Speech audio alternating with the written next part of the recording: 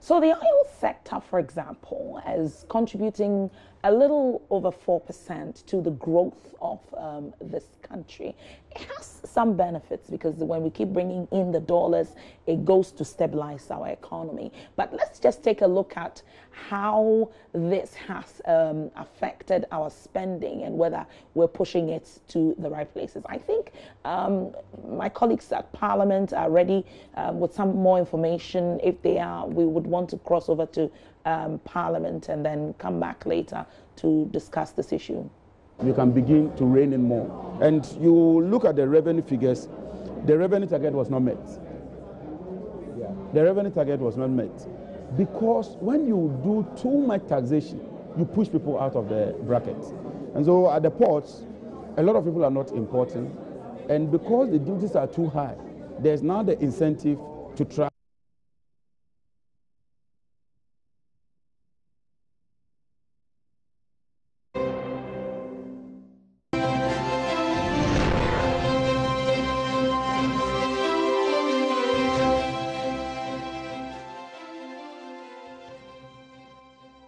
Also, I'm here with Henry Kyeremeh. He's a policy analyst, and we want to take a look at the oil and gas sector and exactly how this has really inured to our benefit since we started commercial production in 2010.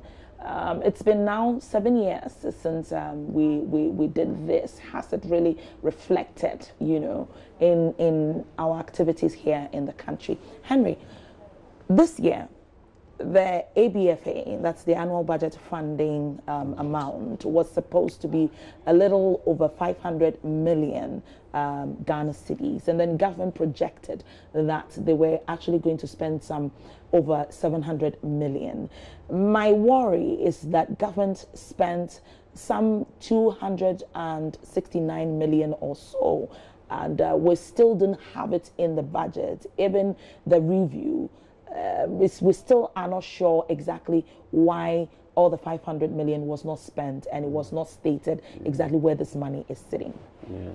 So, I mean, looking at the table 5 of the mid-year budget, government, which is the first and the second quarter of 2018, the government says total transfer of 348.6 million Ghana cedi, that's billion Ghana cedi, were transferred to the 3 subcategories under the oil and gas, which is the ABFA.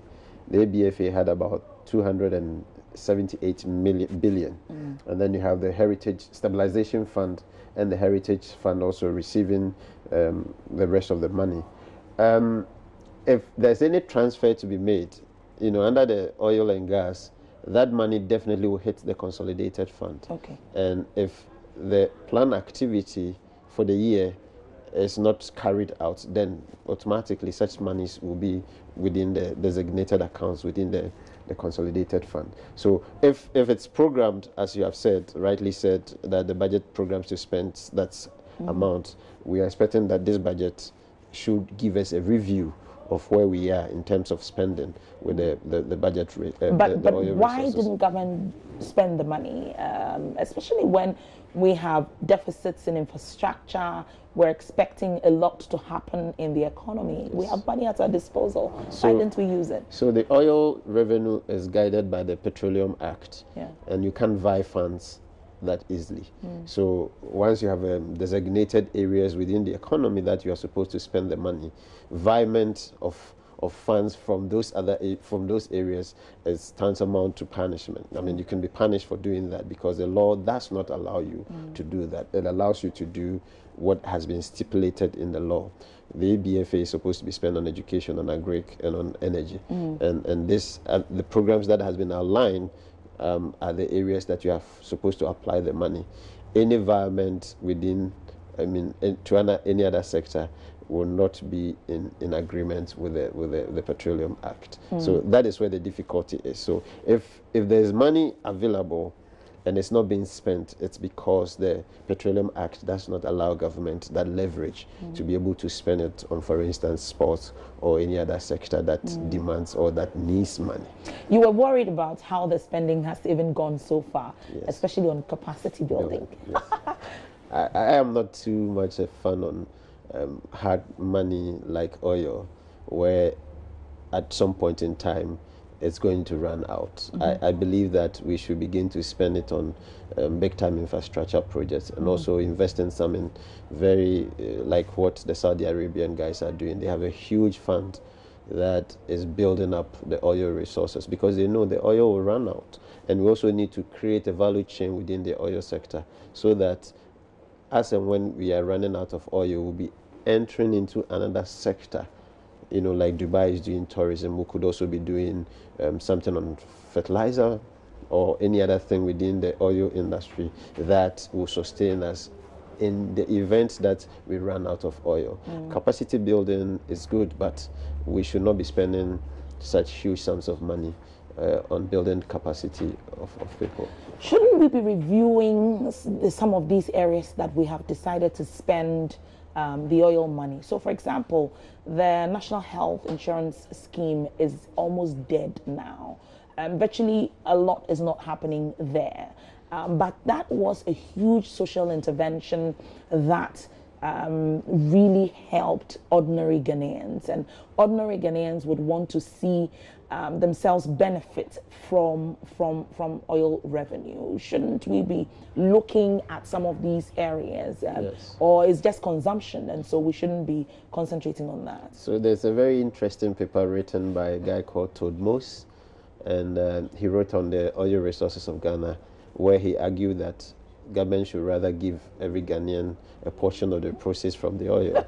So many academians are arguing about that.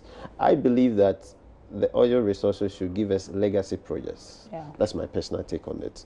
NHIS needs support, but I believe that the legacy that this oil should leave us with should be something that will be self-sustaining over a longer period of time when we don't have oil. So spending it on poverty-related, on social intervention is good, but I strongly believe that we should invest it in infrastructure, especially infrastructure that can repay itself going forward, because we need that going forward as a country. And so when we take a look at issues relating to revenue, and we're discussing the fact that we shouldn't put all our eggs in one basket when it comes to oil revenue. Sure. When you take a look at a country like Dubai, Saudi Arabia, they have begun to diversify, or they have diversified to the extent that it's already kicking in. So tourism is like a big area where they are pushing their activities.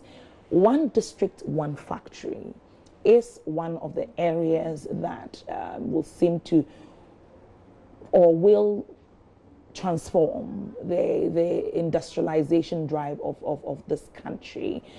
Do you think we're doing it right? And for example, we could have pushed some of the oil money there, right? Very interesting question. So we have an industrialization policy as a country. We will need to look at our industrialization policy. I always believe that we should tackle every problem from the basis. I do not know to the extent to which that policy is in sync with the industrialization policy of government. Currently, you've seen the automobile industry receiving a lot of support and a boost. Yeah. To what extent does that fit into our industrialization policy? So one district, one factory is good. That many believe could be the driver of growth. But were we ready in terms of the finances needed to undertake them? Yeah. So we will need to have that synergy with our policies and be very pragmatic in terms of allocation of resources for some of these projects. I'm all for anything that will put factories here. I'm all for anything that will add value to whatever we do here, so that when we export it outside or when we consume it in the country, government can get more money. So one district, one factory is a very good project, a very good policy. Perhaps the implementation is having challenges, and we all need as a country, regardless of your political affiliation, whether you're NPP or NDC, to come on board, because at the end of the day, some of these policies are to alleviate the poverty situation or the problems of the majority of Ghanaians. I'm not too sure whether the PPP approach of the one district, one factory project is the way to go. Because I was discussing with you The Economy of Ghana, a book that was written by Professor Ayete, and the fact that when you take a look at Ghana's industrialization travel, you notice that, yes, at the beginning we were focusing on import substitution, industrialization, and then the structural adjustment came in, and we're currently doing a private sector driving industrialization. But so I'm not too sure whether we will still be able to meet the issues squarely when we decide to attach government to industrialization, looking at our past record. Yeah, that's a very interesting question. I would want to look at this from a very broad perspective. Let's look at the miracle of the Chinese miracle. So the Chinese did the dual policy arrangement where government partnered with the private sector. And why? Because there are 5 critical things an institution that is required to have the growth that we all expect. One is property rights. The other one is regulation institution, having a solid regulatory institution. The other one is institutions for macroeconomic stabilization. The other one is institution for social insurance. And the other one is institution for conflict management. Unfortunately, for many developing countries, these pillars that are required to help anybody who wants to do business, to have a smooth passage, isn't that functioning as we expect it to be. So you can have somebody bring in money, and property rights can be a stumbling block to the person. That's right. You could have somebody come in, and you could have any of these institutional weaknesses impeding the person. Land is a big issue. It's a big issue in this country. So what the Chinese did was to allow government to partner identified private sector players, and then shepherd them on in ensuring that whatever they were doing was profitable, was sustainable. That's pretty much what the 1D1F office is supposed to be doing. That is what they are supposed to do. Partner these people, guide them, give them the leveraging, or create an environment that will enable them to expand, rather than, say, allowing them to go solo or government doing it all by itself. The World Bank, like I said earlier, under the augmented Washington consensus, rather we say that a private player should do it, and then government provide the enabling environment. But it is not feasible to have results in developing countries when you pursue such policy. And that's why I'm so much a fan of the dual arrangement that the Chinese used. And we could do it, and we could model the one district, one factory along that same thinking, so that the government will shepherd everybody who is in this business to ensure that these businesses succeed. I'm not too fan of the numbers. I'm interested in the quality. That's right. Making sure if you put one factory in central region, and that factory can employ, that factory can expand, that factory can add value to whatever they are doing. I am more of a fan than having factories spread all over and they are not performing. They are not performing. Yes.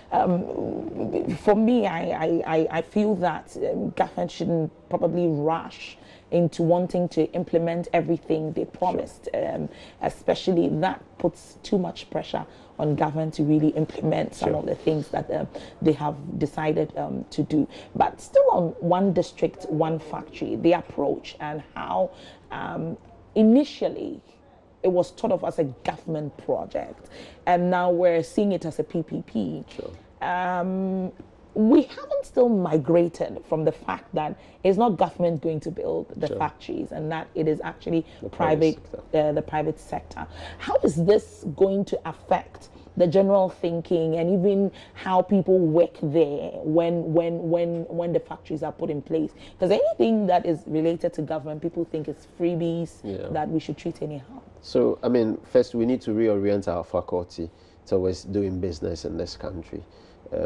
We can't assume business as usual, way of thinking. There's also the need to have a performance-based employment system in many of the institutions where productivity is seen to be low. If a private man puts his money in a factory in region A or region B, his main objective and And my professor used to say, if you run a company, put marginal revenue equals to marginal cost, because that is what you are thinking at the margin, and that's what you should be interested in. Don't put God help me achieve whatever. Just put marginal revenue equals to marginal cost. So if a private man puts his money into a factory, he needs to get his money back.